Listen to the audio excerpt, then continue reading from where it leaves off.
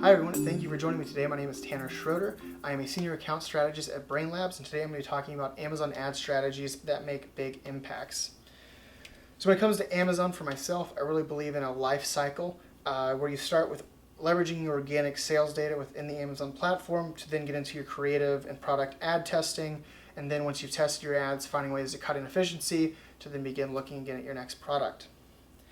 So under the assumption we've all done some kind of advertising on Amazon, so I'm actually going to start at the cutting inefficiency stage with a tool that I created that helps cut inefficiency to lower your overall ACoS, saving budget that you can then put towards new tests. So this is a 5-step process where you find keywords wasting spend, pause those keywords, then calculate how much you're spending on average per day towards that wasted inefficient keyword targeting, and then cut your campaign budget by that wasted spend amount, leaving the remaining leftover budget going towards efficient keywords hitting your goals. So let's dive into this product, starting with the downloading the right report. So currently this tool is really useful for sponsored product and sponsored brand campaigns. We're currently just waiting out Amazon on getting a report that we can pull for sponsored display. I do believe it's on the way, but for now, we will still focus on sponsored product and brand where the majority of spend is going to be. So for sponsored product, you want to pull a targeting report. For sponsored brand, a keyword report. I highly recommend pulling the last 90 days of data. That's pretty much the furthest look back you can get on Amazon, so it's as much data as you can get in terms of finding the most inefficient keywords over a long period of time. And both of these reports have a number of columns you don't need. On the screen are your eight columns that you will use for this report. And so it should look something like this once you clean up everything that isn't necessarily required for this tool. So you have your campaign name, ad group name, etc. Once you have your columns, you want to filter for your poor performing keywords. So you want to create a filter sorting by ACoS, and for this sort you want to do greater than your ACoS goal. In this example it's 40%, but again that just depends on your account. If it's higher, if it's lower, you just want to make sure that you are filtering so anything over your goal is showing up, as that's going to be your inefficient spend. Once you find those keywords that are inefficient, you're going to want to go into your account and pause those keywords. And once you've paused those keywords, you're then going to want to go back to your Excel file. Once you're back, you're going to create a new column, call it average daily spend, and this is a pretty easy formula. You take your spend divided by the number of days you pulled. In this case, I pulled 90 days of data, so I'm going to divide by 90. And once I have my average daily spend column, I'm going to create a new sheet within my Excel file, add my campaign names, and add a second column which I'll call daily budget reduction. In this column, we're going to set up a SUMIF formula. So this SUMIF formula is effectively going to find all the keywords within a specific campaign that were inefficient and take and sum their average daily spend. So you know in total how much daily spend was inefficient within each campaign. And once you find that amount, we're going to then go into our campaigns and reduce our budgets by the amount that was inefficient, leaving at the end of the day campaigns that have efficient spend going towards keywords that were hitting your ACoS goal, and the remaining budget you can then put towards new tests. There's a few pitfalls to avoid when doing this, using this tool. First off, it does not work with automated campaigns. Just the way automated campaigns pull out, it's going to show asterisks instead of keywords, so it's just not possible to use currently. Secondly, I highly recommend filtering out brand. That's just, even if brand's inefficient, it's still important to stay on brand, as there's likely competitors trying to infringe in your space, and you don't want that, especially on Amazon where everyone's already in that consideration phase. And last, if your reduction amount is higher than your average daily spend within a campaign, the entire campaign's inefficient, and I recommend just pausing outright. So in terms of real impact, I use this for a clothing brand company, and I was able to save $5,500 over the course of a month in cutting inefficient spend and putting that towards new tests. And we were able to find those original campaigns a 10% ACoS reduction. So not only were we able to save spend that was inefficient, but it actually had an impact within the account in improving the overall ACoS. So now that we have cut inefficient spend, we should have some budget. We can now find the products we want to advertise on to them and getting into our strategy. So on the Seller Central side, to find the right products, you want to look at your detailed page sales and traffic report, specifically looking at units ordered and your ordered product sales. Units ordered, of course, is going to show your amount of volume. High volume products are going to be items that you want to get more awareness, more eyes on to gain additional sales. And then on the other side, order product sales, high revenue items aren't always your most voluminous items, but are still ones that you want to get in front of additional eyes since it's clear that they are bringing in revenue.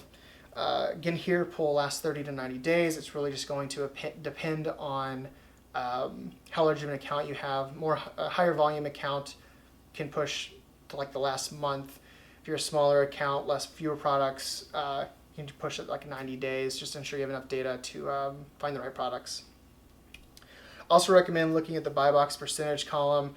This isn't really going to help you in terms of finding the right products, but it is going to show that if you have a high volume or high revenue product and the buy box is not showing a high percentage of time, you're going to want to improve that. You, of course, have to be in the buy box to advertise on Amazon, so it's important that you have your strongest performing products in that buy box as often as possible.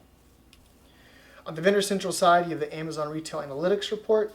Again, here, the two main columns will be shipped cost of goods sold, shipped units, going back again to revenue and volume. So your shipped cost of goods sold is going to show your overall profits. The higher profit items you want to push more to gain additional revenue. And again, shipped units, higher volume, you want to get more eyes on it. Once you have the products you want to test, you would then want to get into that creative testing. So I have two strategies I want to chat through quickly here. The first is one you've likely seen before, but I have a couple of additional insights I want to share around it. And the second is a little more in depth.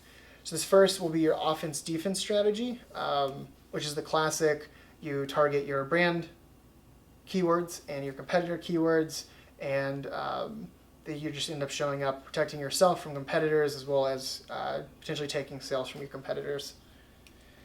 So for this, starting with sponsored brand, you want to make sure that you have your keywords protected with a sponsored brand ad, since it does show at the top of page. Example on screen, Solomon hiking boots, showing, again, with the Solomon brand right at the top of their page. So the first thing a user sees as they search, especially for a branded product, is that brand. More likely to click on that ad, become a purchase. Whereas if you have a competitor in that space, they could end up stealing that sale from you. Secondarily, sponsored product, also just as important as that's within the product listings themselves. Again, here you just want to make sure that your ad is showing first as often as possible, especially when it comes to brand and your competitors as well, if you can make it happen. Again, Solomon has a really strong brand protection, so the number one ad within the product listings, then goes into their organic data. What you don't want is a situation like with Columbia hiking boots, where when you search for their product, the top ad is coming from Solomon, and then you have two Timberland ads within the product listings themselves. So the majority of the top of page is being taken over by everyone but Columbia. I will give them props, they're in the number one spot on the product listings, but I would highly recommend Columbia, if you're out there, to increase your brand budgets on Amazon and launch potentially a sponsored brand campaign as well. So once you've set up these strategies and campaigns, I have a couple of additional techniques that I like to use that really work. First is top of search placement bidding. So with this, you want to go into the campaign settings and boost up your top of search first page. So this just lets Amazon know that you're willing to pay more to be in that top of search first page placement. It just helps to avoid being placed in other spots across Amazon, which are not as effective as being on that first page of search, and helps push out competitors as well. I'd recommend starting at a 20 to 40% boost and then increasing to a point of inefficiency where you begin to see ACoS creep up, or where you begin to just see not as many sales. Once you're at that point, you've effectively optimized that campaign as best as you can. On the sponsored brand side, you have the opposite in terms of bid adjustments, where you can bid down on placements below top of search. I highly recommend putting a negative 100%. You don't want to bid in auctions that are not on page 1 at the top of search. Getting into page 2, page 3, you're getting away from the users who definitely know what they want, those who are ready to convert, more who are just browsing, so it's going to be a little more wasted spend. So I highly recommend bidding down in this case, just to ensure that your placement shows top of page on page 1 of your search results. The other strategy, which is a little more advanced, is the complementary and competitive strategy. This is really useful if you have a little bit more budget to play with, if you want to go after a little more awareness, not just direct to sales on Amazon's platform. So this brings in your sponsored display ads. Technically still in beta. They've been around 6 to 8 months. It's a bit of a blur how long they've been around. Time's a bit of a blur these days. But with this one, in the example I'll give, you want to target products that are similar to your own in either a cross-sell or upsell kind of way. So in terms of the cross-sell, say you have a waterproof hiking boot, you have a waterproof bag, and you want to target then waterproof hiking boots, with the idea being that a user who is searching for waterproof hiking boots is also going to then want other waterproof gear. You can also use this in an upsell, where if you have a entry-level product and a more advanced, more expensive product, you can target your entry-level product with that advanced product, so that if someone who clicks into your entry-level wants a more expensive version, that option's right there, right underneath the buy box. Really strong spot for a cross or upsell. On the defense side, you go back to sponsored product ads. In this case, instead of keyword targeting, you're doing product targeting. One of the key differences is when you do product targeting, your ad is more likely to show up on the product detail page. In this case, it's not below the buy box, but right below the product description on the page. Still really close to the point of purchase. It's a good spot to go after competitors where you can effectively, you can potentially take a purchase right at the last moment, one last opportunity for you to gain that purchase. Again, here you can also target your own branding keywords to protect yourself from other competitors coming in and doing the same tactic on you. So in terms of product targeting, there's a couple advanced options I want to chat through. First off, the category product targeting is kind of wild, is the best way I can put it. You can really find a category that is very, very specific to the products, and like whatever niche vertical you're in, there's definitely going to be a category that you can hit that reaches out to your product. So for hiking boots, you can do hiking footwear and accessories. There's hunting, bowling. I mean, this is all just shoe-related stuff. But definitely, whatever product you're targeting, there's going to be an option for you. Now, you could just target right here, but I highly recommend going to the refining, as the refinement targeting parameters are really cool as well. So first off, you can target specific brands. If you have like major competitors that you want to target against, it's an option here.